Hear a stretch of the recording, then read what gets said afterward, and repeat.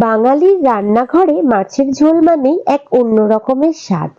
আর যদি তার সঙ্গে যোগ হয় পুষ্টিকর সজনে ডাঁটা, তাহলে সেই স্বাদের মাত্রা বেড়ে যায় অনেকটাই। সজনে ডাঁটা আয়রন, ক্যালসিয়াম এবং অ্যান্টিঅক্সিডেন্ট সমৃদ্ধ, যা শরীরের জন্য অত্যন্ত উপকারী। গরম ভাতের সঙ্গে এক বাটি সজনে ডাঁটা দিয়ে মাছের ঝোল মানেই পরিপূর্ণ পুষ্টি আর অতুলনীয় স্বাদ। চলুন আর দেরি না করে শুরু করা যাক আজকে আমাদের রেসিপি। নমস্কার, আমি রুম্পা। রান্নাঘরের সাতকাহনের নতুন একটি পর্বে সবাইকে স্বাগত। সজনে ডাঁটা, আলু, কলা দিয়ে মাছের ঝোল বানানোর জন্য আমি এখানে 5 পিস মতো কাতলা মাছ নিয়ে নিয়েছি। মাছগুলোকে আমি খুব ভালো করে জল দিয়ে ধুয়ে নিয়েছি পরিষ্কার করে। এবার আমি সামান্য নুন ও সামান্য একটু হলুদ দিয়ে খুব ভালোভাবে মাছগুলোকে মাখিয়ে নেব। খুব ভালো করে মাছগুলোকে নুন হলুদ মাখানো হয়ে গেলে আমি মাছগুলোকে 10 মিনিটের জন্য রেস্টে রেখে দেব। আর এই মাছের ঝোল বানানোর জন্য আমি সবজিগুলোকেও একসাথে কেটে নিয়েছি। আমি এখানে দুটি মাঝারি মাপের আলু নিয়েছি, আলুগুলোকে লম্বা লম্বা করে কেটে নিয়েছি। আর নিয়েছি দুটি কলা, দুটি কলাকেও আমি খোসা ছাড়িয়ে লম্বা লম্বা করে কেটে নিয়েছি এবং প্রতিটা সবজি খুব ভালোভাবে ধুয়ে নিয়েছি। আর নিয়ে নিয়েছি কিছুটা পরিমাণে সজনে ডাঁটা, ডাঁটাগুলোকে আমি কেটে নিয়েছি। আর নিয়ে নিয়েছি 4টি মতো কাঁচা লঙ্কা। আমি সমস্ত সবজি খুব ভালোভাবে ধুয়ে পরিষ্কার করে নিয়েছি। এখন আমি কিছুটা মশলাও নিয়ে নিয়েছি একসাথে করে। আমি এখানে নিয়ে নিয়েছি 1 চামচ মতো হলুদ গুঁড়ো, কিছুটা পরিমাণে নুন এবং 1 ইঞ্চি মতো আদাকে আমি গ্রেট করে নিয়ে নিয়েছি। আর নিয়ে নিয়েছি আগে থেকে রোস্ট করে রাখা জিরে ধনের গুঁড়ো 1 চামচ মতো। এখন আমি গ্যাসের ওভেনটাকে অন করে একটা কড়াই বসিয়ে নিয়েছি। তারপর কড়াইটা খুব ভালোভাবে গরম হলে তার মধ্যে সর্ষের তেল দিয়ে তেলটাও খুব ভালোভাবে গরম করে আমি সমস্ত মাছগুলোকে তেলের মধ্যে দিয়ে খুব ভালো করে এদিক ওদিক নাড়িয়ে আমি 2 পিঠ ভালোভাবে কড়া করে ভেজে নেব। দেখুন আমার মাছ ভাজাগুলোও কিন্তু রেডি হয়ে গেছে। আর মাছগুলো একটু কড়া করেই আমি ভেজে নিয়েছি। কড়া করে মাছ ভেজে নিলে মাছের টেস্টটাও কিন্তু খুব ভালো হয়। এখন আমি একটা প্লেটের মধ্যে মাছগুলোকে তুলে নিলাম। এখন আমি ওই একই তেলে দিয়ে দেব সামান্য একটু জিরে ফোড়ন এবং দিয়ে দেব 2টো মতো কাঁচা লঙ্কা।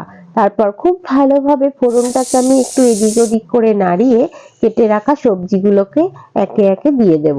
আমি প্রথমে এখানে আলুগুলোকে দিয়ে দিলাম, তারপর আলুগুলোকে একটু হালকা ভেজে নেব।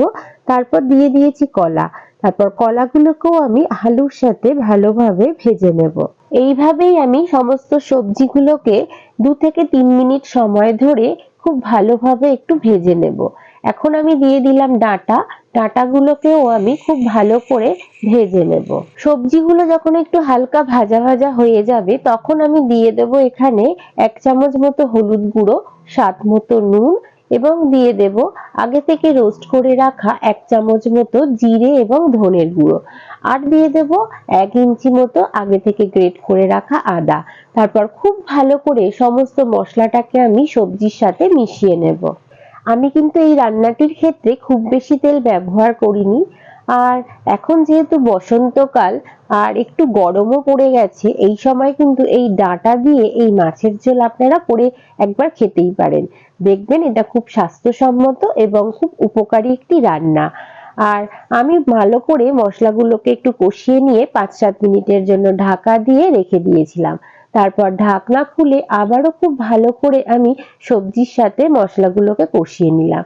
এখন আমি এখানে দিয়ে দিলাম কিছুটা পরিমাণে জল। আর যেহেতু এটি মাছের ঝোল হচ্ছে, আমি এখানে একটু বেশি পরিমাণে জল ব্যবহার করেছি। তারপর খুব ভালো করে জলটাকেও আমি সবজির সাথে মিশিয়ে নেব।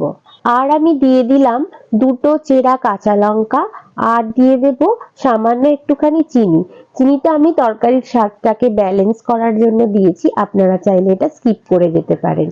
তারপর আমি ঢাকা দিয়ে 5-7 মিনিটের জন্য আরো খুব ভালোভাবে তরকারিটাকে ফুটিয়ে নিয়েছি।